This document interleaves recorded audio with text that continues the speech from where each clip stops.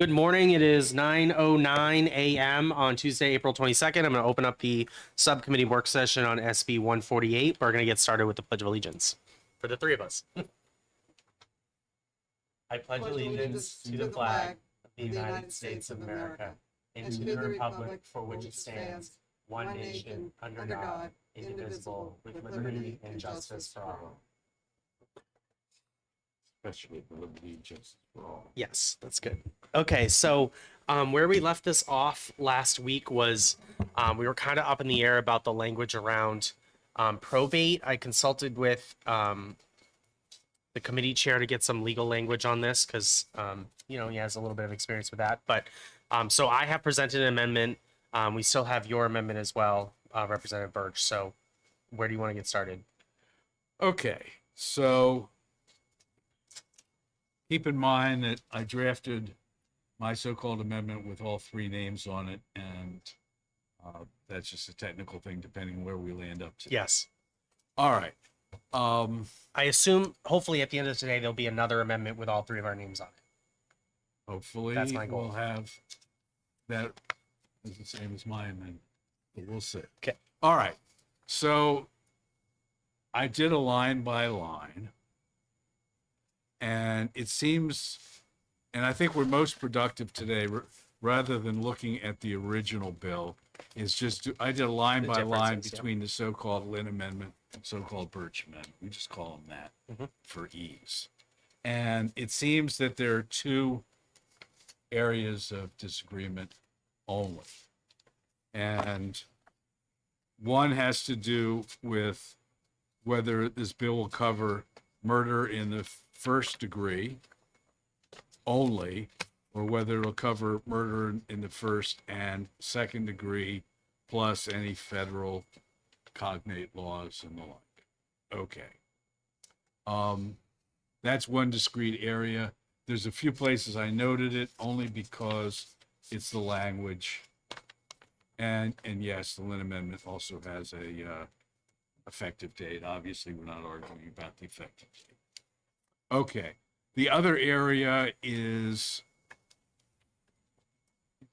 I think the difficult area, and that is the right to bring suit prior to any charges, any conviction, anything. And the earlier version, which I think we all agree having probate court do it, didn't seem to be a way to move forward. So the language in the Lynn Amendment is on page 2, I think lines 22 to 25. In the absence of a criminal conviction, individual status is established by a final civil judgment by a court of competent jurisdiction. Can I interject for just a second? I have two, oh, sorry. I wanted to just interject for a second. I have two Lynn amendments, both dated April 21st. One is 1684H and one is 1679. One was a minor grammatical issue. 1684 is what you need to look at. Okay, very good. 1679 is no more. Okay, very good. Thank you. All right. And one question I had, obviously, unless I quickly this morning as I looked at it, we're looking at also paragraph 3, Roman numeral 3, which is 26 onward. And this is, again, and I think it's the more important one, the timing of it. This is a suit on line 30, may bring a civil action in an appropriate court, which basically just changes probate to appropriate court. But It's probate, yeah. it may be, I don't know. And give notice to the Justice Department, blah, blah, blah. Here's my problem. And I think here, this is a solution looking for a problem. So the problem here is the same as the probate problem from an administrative point of view, or from practice point of view, is let's go back to the two of you are married. She has her own $1 million. We're not talking about joint property or a trust that would automatically go over to you. Talking about you have your own $1 million. You land up dead. He's a reasonable suspect. Okay? Mhm. So your children bring a suit pursuant to the Lynn bill to determine whether he should get the $1 million. That's basically what we're talking Well, about. Right? I mean, I think so, but I think Yeah. that what this is doing is allowing the plaintiff. I believe her that the kids do. putting the onus on the Department of Justice to determine if the claim is credible or not. That's how I'm reading. It's it's not giving, like, I'm sure the kids could sue for the money in probate, but I believe the Department of Justice has the right to intervene for the limited purpose of requesting that the court stay if they believe there's a credible, like, allegation. There's a possibility. There's a possibility of. So I don't think it places the onus on, like, they, like, our children could just hold up the money in the court unless the Department of Justice also thinks there's something credible in I might have murdered Representative Manis. Yeah, I don't think that works for a couple of reasons. Okay. Again, well, I hope I can be heard. Recorded. Let's walk through a couple scenarios. Again, you two are married. You have extra money aside. The case goes, the Attorney General's office has an investigation as to whether you are going to be charged or not. In the absence of any formal charges, it says nothing because it's not proper to say, well, we're thinking about charging or we're going to charge, or I don't know. Unless they made a final decision to charge or to not charge, I guess they can announce that. But let's just say it's pending. They don't know. They've got some information, not enough to bring a charge. That's our scenario. We already know, because we have a provision, that after you're convicted, you can be sued to get any money that's been turned over back. So we're only talking about the time frame before you're even charged, much less convicted. All right? You've got your presumable Fifth Amendment rights, and the prosecutor's got an increasingly large file. So what happens? Her kids file a suit in civil court, could be probate court, could be superior court, whatever. Two problems arise, and then we'll talk about the role of the Justice Department. The kids file the suit. What do you see the Justice Department's role at this point in terms of an intervener? The kids filed a suit in civil court. Right. I see the Department of Justice looking at this case because they haven't brought charges yet, right? Right. So Or may never bring charges. Right. I see the Department of Justice having the ability, the right to intervene. To do what? In the limited purpose of requesting that the court stay the proceedings for a reasonable time. Okay. All they can do is ask the court for a stay. Yep. Okay. So if it's a stay, so you're the Justice Department and I'm the court. So you come in and say to me, I want a stay of that proceeding. And I say, why? Stay until when? And why do you want it? Well, We want it stayed until we make up our mind whether we're going to charge this fellow or not. And the court said, well, how long will that take? Days, months, years? We have no idea. So what if we put a timeline on the ability to stay? Like a definitive time, like they're allowed 90 days or something. 90 days from the filing of the suit. Or 90 days. To charge for a formal charge or something like that. But the problem is in murder cases, you have no statute of limitations.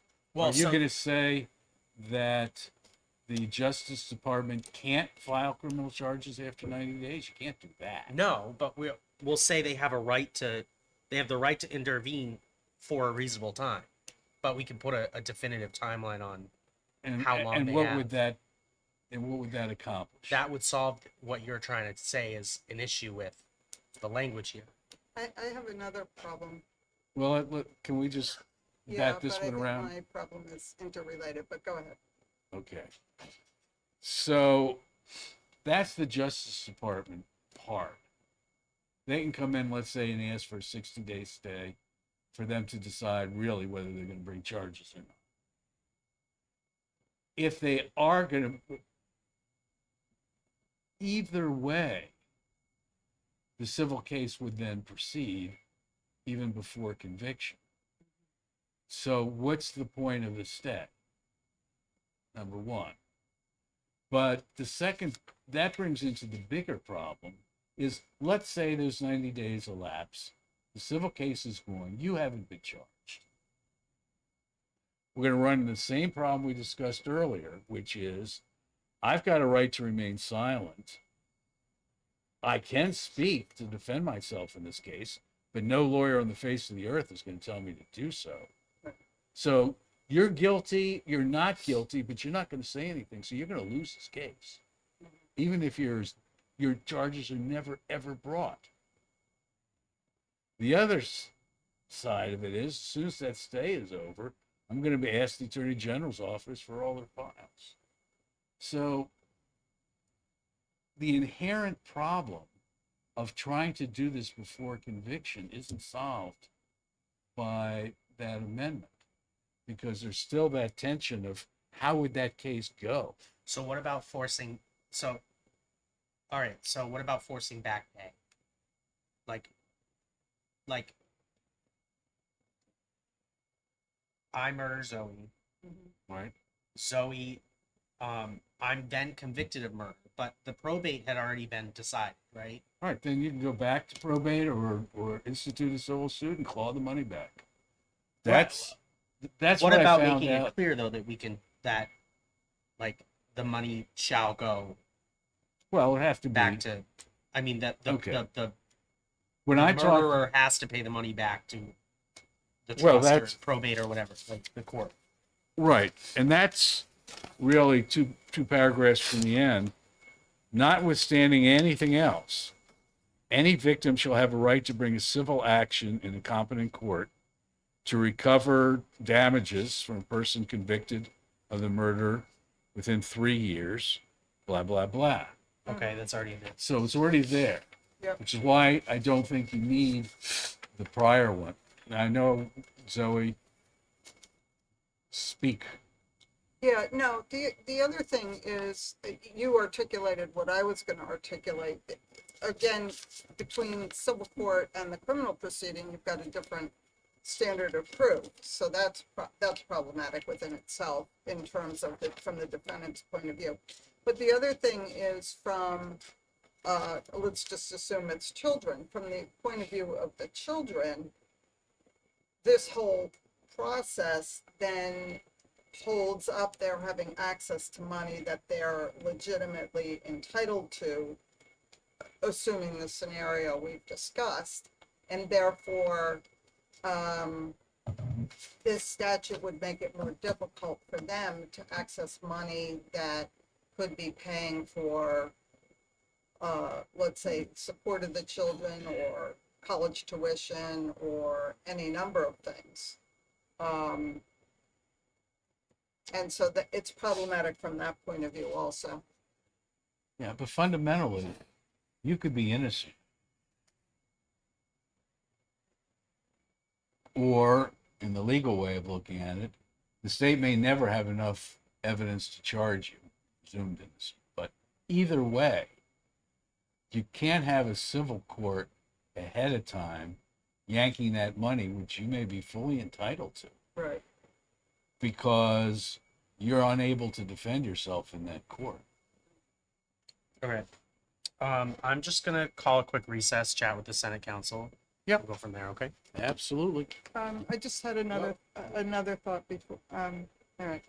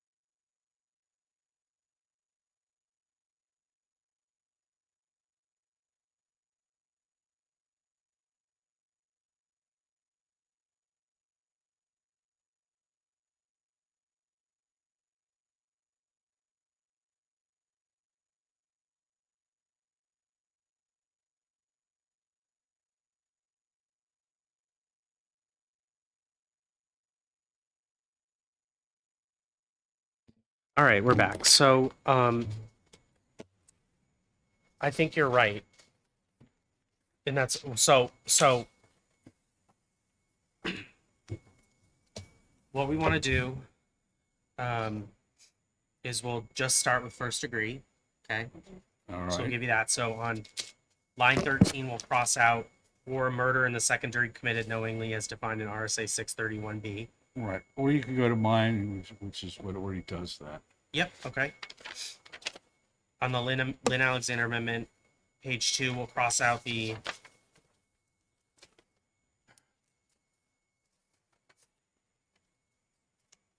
section or 2 and 3. line. Yep.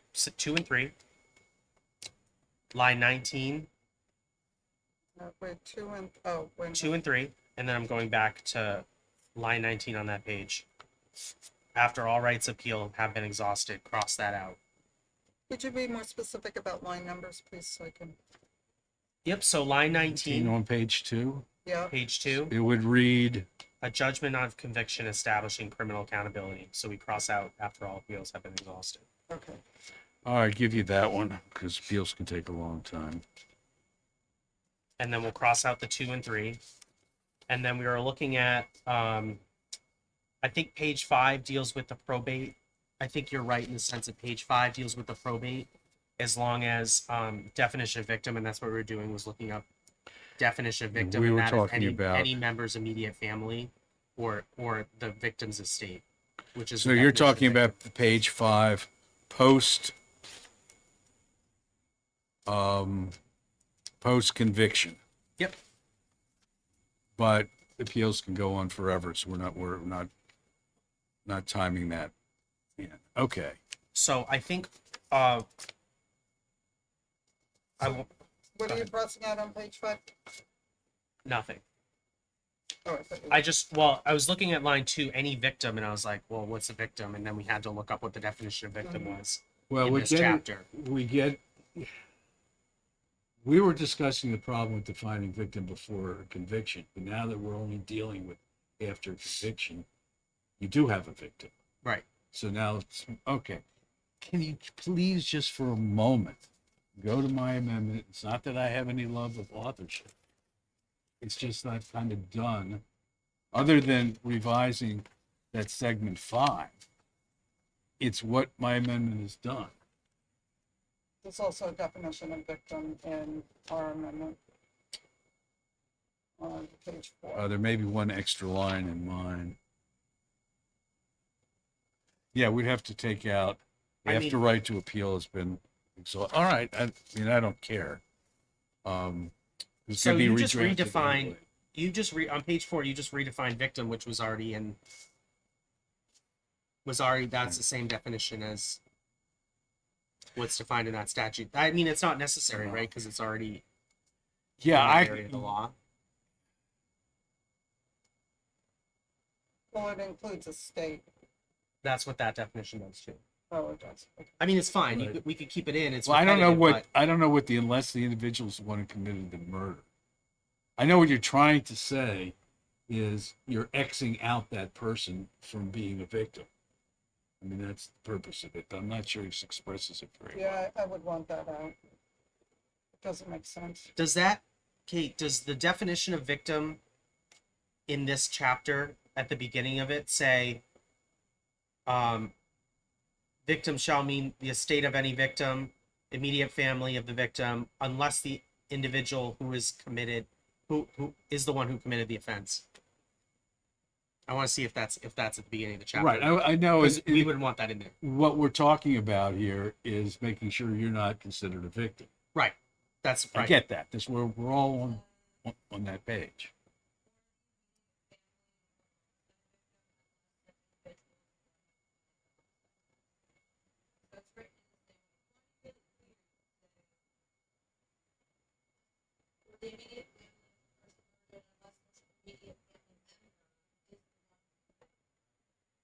Yeah, that's what you would say.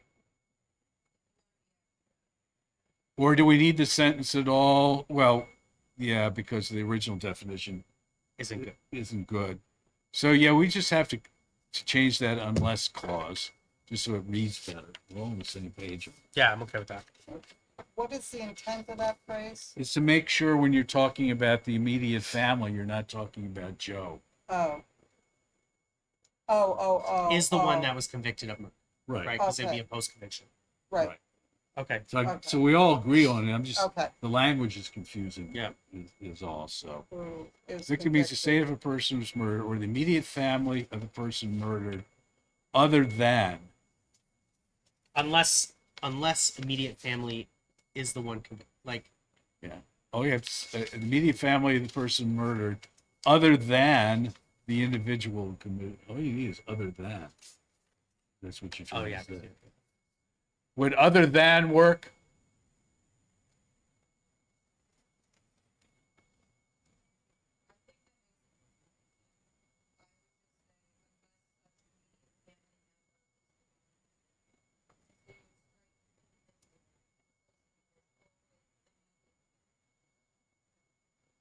That's even more complicated. Mhm.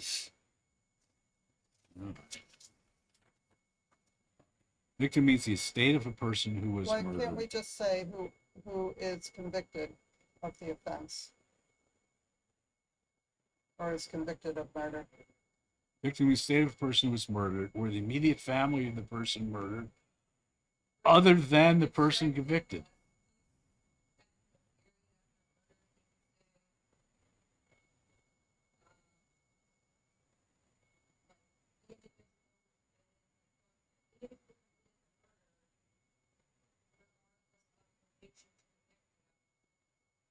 Yeah.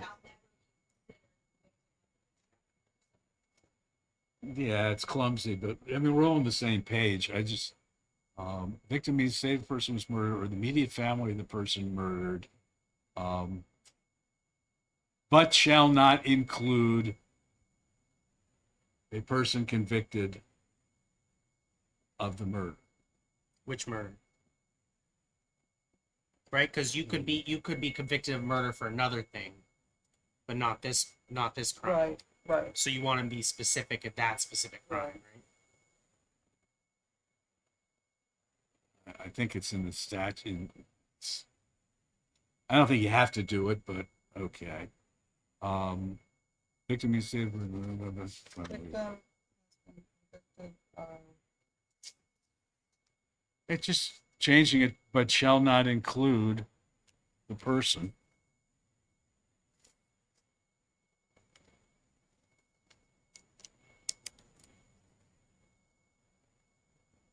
Who has been convicted of the victim's murder.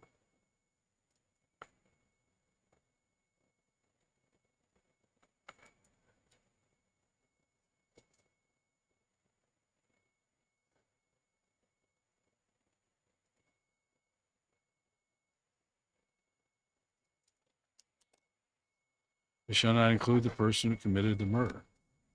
It's just a lot clearer. The murder. Well, committed, you want convicted of the murder. You don't want The committed. person who committed. But if you're convicted, that means you did it under the court of law. Right? Right, but All this right, is all but- post-conviction, right? Yeah, okay. Convicted doesn't fine. matter. I'm okay with that. You want committed, convicted, fine. Convicted's fine. Yeah, all right. So then,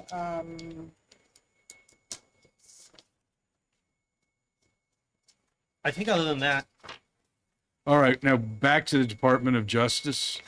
We took that out.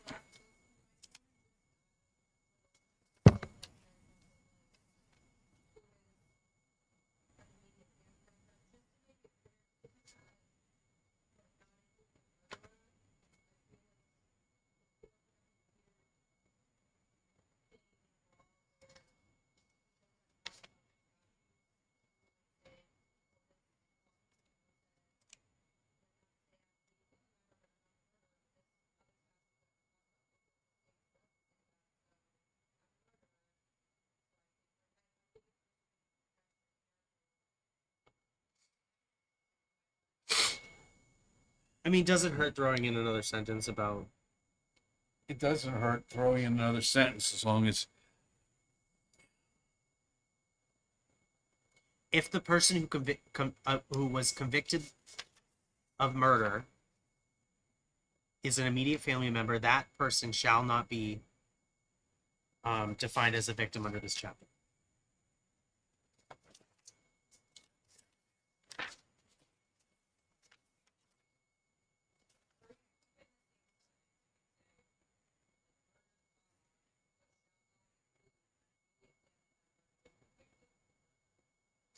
I think that's what we had. Oh, include, instead of the person, you say immediate family member. Or you could just add victim for purposes of this section.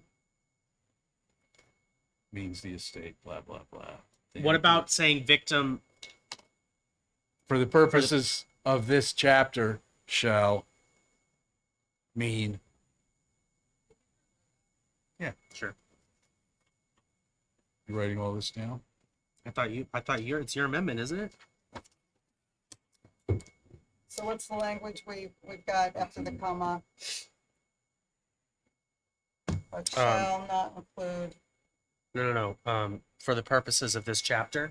okay, so we're having a new sentence. Nope. Nope. We're just adding to the, so line 14 on page 1 of the Burke's Amendment. I have it as victim for purposes of this chapter. Yes. Means the estate of a person who is murdered or the immediate family of the person murdered, but shall not include the person convicted. Oh, okay. I'm looking at something. I'm looking at 1584. Page 4, line 3. Which, oh, I was correcting my bill. You're That's fine. correcting No, yours. that one. I was looking at this one. Oh, I was looking. This is 1584. Yeah.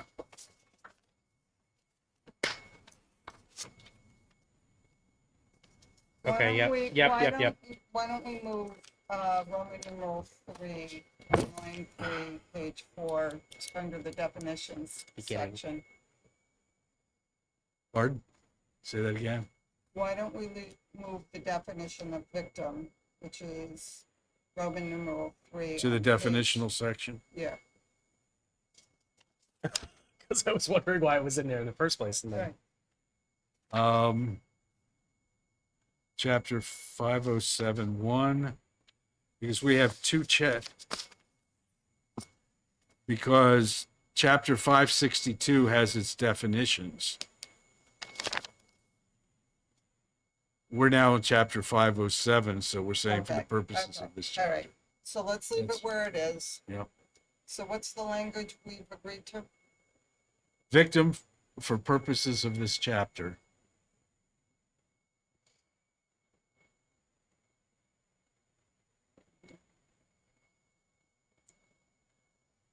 Yeah, Means the estate of the person, blah, blah, blah, blah, or immediate family of the person murdered, comma, but shall not include the person convicted.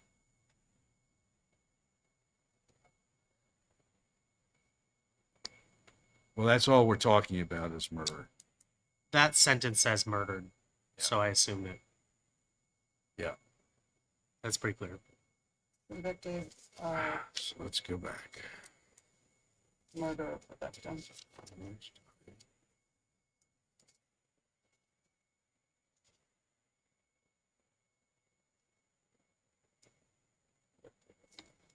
Right.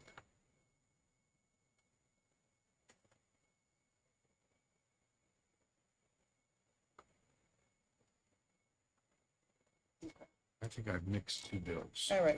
there. All right, so other than that, we've got no other changes to the Birch Amendment. So let's go through, I just want to Yep, make let's sure. go through it again. All right, All right, so we got murder in the first degree revocable, that's all the same. Severs, record, moral weapons, murder how determined. Oh, we were gonna take out after a right to appeal has been exhausted. Yep. On page 18, line 18 on page 2. Is it 18?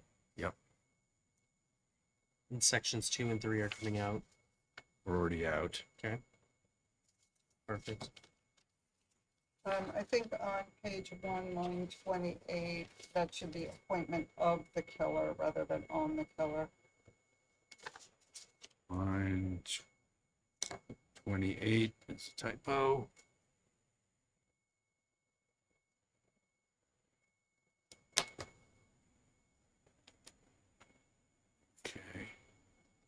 So we have the typo on page 1. We've got the after a right to appeal has been exhausted, deleted on page 2.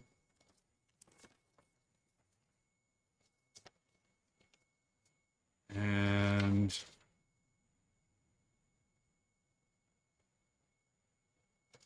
on page 4, we're doing re-victim, changing that to the definition that we talked about. Okay, I got another question. Let me just redo this since I put it on the wrong bill.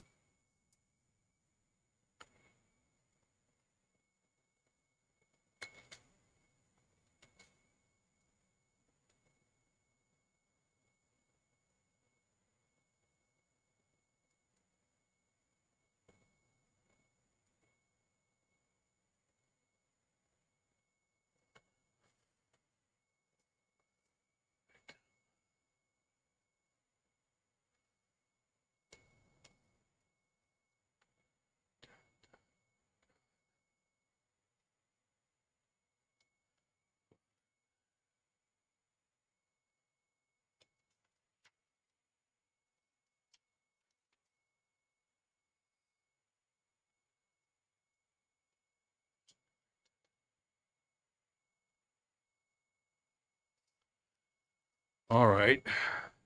Those are the ones I know about. You had something else, Zoe?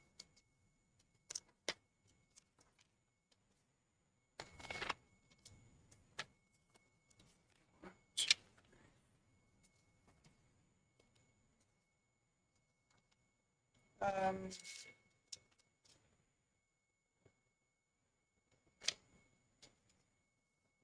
Page 1, line 24, revokes any revocable. Suppose you've got an irrevocable trust.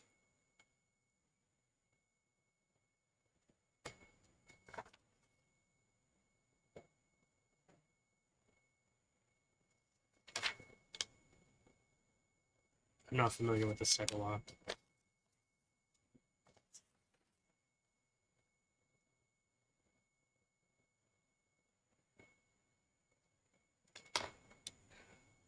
Um, Well, an irrevocable trust is used to qualify for Medicaid benefits, particularly for nursing home.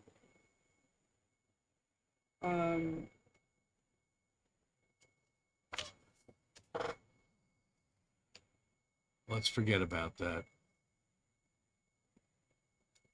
Yeah, I mean,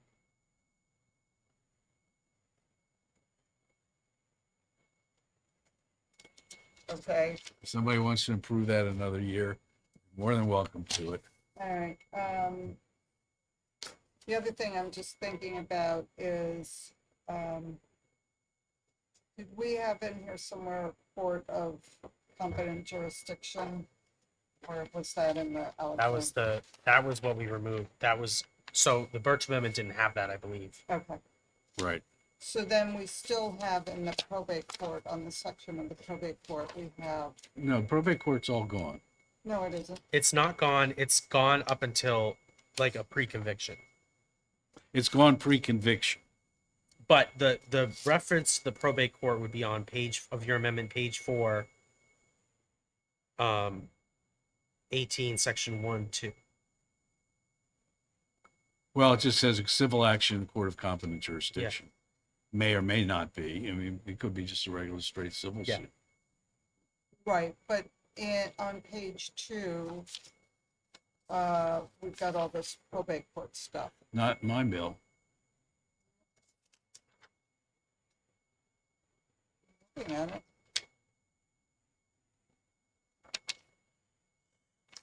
Page 2, what line?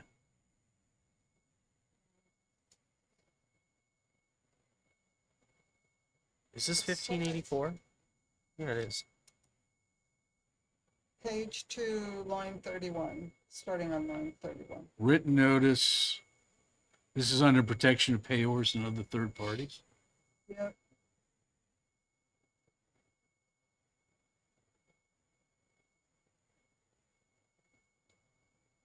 Oh, I see. So then we've got the discrepancy. Well, actually, what this is saying, I think, is that if there's some kind of forfeiture,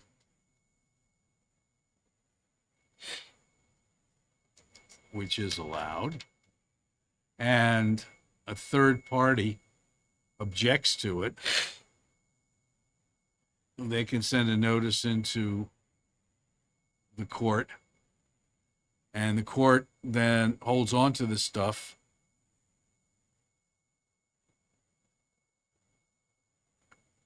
If no proceedings have been commenced to or with the court having jurisdiction of probate proceedings. I All right, so- find that how are you going to say to a court, there's no proceeding here, there's no case filed, but here's the stuff. Here's Well- the antique silver, here's the title to the house, here's the, All right, so let's go back and see what's needed here now and what's not. Payor or other third party not liable otherwise.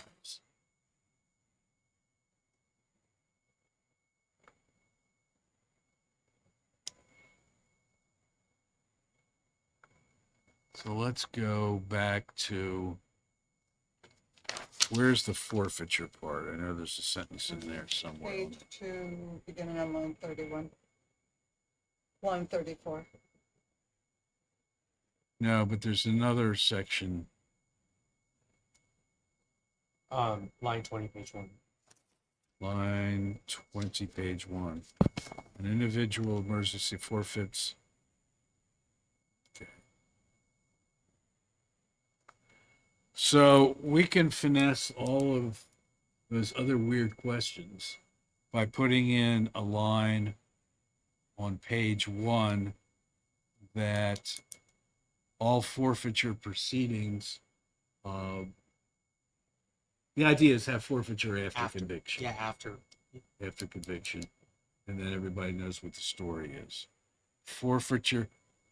So we could just change it, forfeiture of statutory benefits after conviction, or an individual emergency forfeits all benefits under this title. Fine with that sentence. So then we could just write after conviction, comma, an individual, No, just it's a new section, so you can just say after conviction, okay. post conviction. Forfeiture of statutory benefits After after conviction for murder. Oh, yeah, after conviction will do.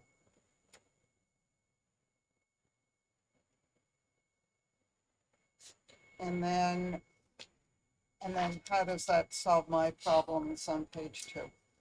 Because if you're doing it after conviction, there's going to be some kind of civil suit if there's property floating around.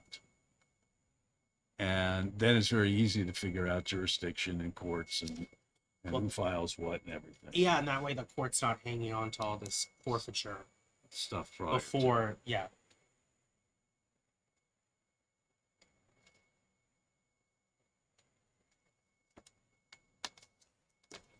Okay, but I think what line 22 on page 2 is designed to do is the publisher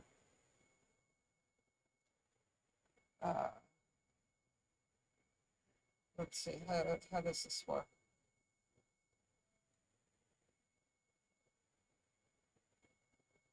You can't stop the person from publishing the book. The question is where the proceeds go. Correct. So the publisher is holding proceeds. Right. The publisher has the money in hand.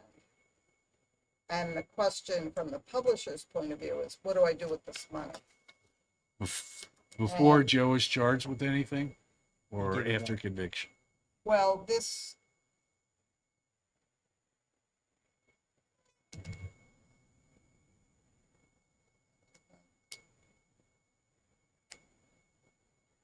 before conviction, the money goes to Joe. He's an innocent guy. If Joe's eventually charged and convicted, then We there's a can civil say, suit. well, and we can say that there's a restitution payment to the victims is defined in this chapter, Yeah, determined by the court, it's already right? there. Yeah. If there's no victim, we can say it'll go towards like a victim fund or whatever. If you want, I don't care. You can get somebody on your side saying some court will give it to some liberal organization. I think I heard Money that shall go to already. Planned Parenthood. Be like, Alexander, Come you on, on that family. amendment? I just think it really isn't any different than any other money. Before Joe is charged with anything, he's as innocent as anybody else, gets whatever he gets. After he's convicted, anybody who's got a question about the money or has turned over the money or thinks they're entitled to the money has got full access to the courts. Okay, but I'm not sure this says that. Let's think about insurance proceeds, which are paid out immediately. So they paid out. What's the problem? Well, the insurance company wants protection, and this gives them protection.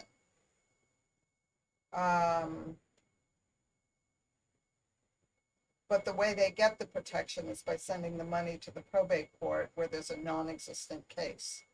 Yeah, that doesn't work. No, it doesn't work, but that's what Right. this says. The probate court only, or any court, doesn't have to be probate court. So, all right, protection of, Do we just I think scratch that, it? I think you could scratch two because That's what I'm thinking. one covers protection of third parties. If they get notice, then they should hold on to it. If they don't get notice, they should turn it over to Joe. Right. I don't think we Okay. need paragraph 2. All right, Alright. I'm okay scratching that because I think Alright. it clears it up. Okay.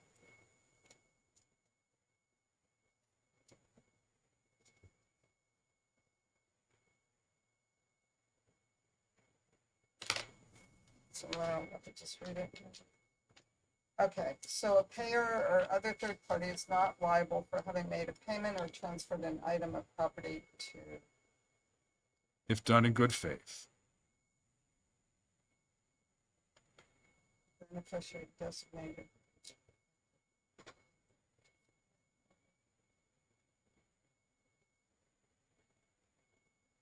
You get some notice saying don't do it, then don't do it. Mhm. Didn't get a notice, it's good faith. Just have to claw it back later. Okay. Okay, I'm gonna put that. All right, so we have a deal. I think so. I Let me think just we do. read one more time. Notice receives payment item of property. Do you want to review this or?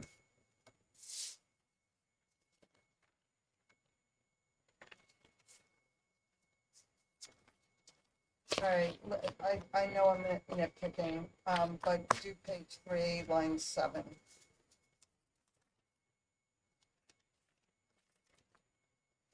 Person who purchases property for value without notice. That paragraph's gone.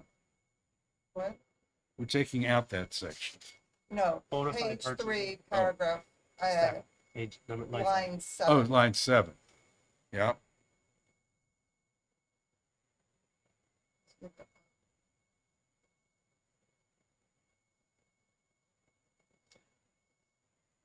Okay, so this is the person who buys the house. Right, with no claim of fraud or anything, just an innocent third party. I think that's important. I mean, the money, the profits from the house would go to the victim, right? But the house itself would not, because Correct. the house is already sold. Yeah, if the murderer gets, sells the house for 400,000, the victim's family can collect that. Right. But an innocent third party buyer, I mean, that's pretty standard in law anyway.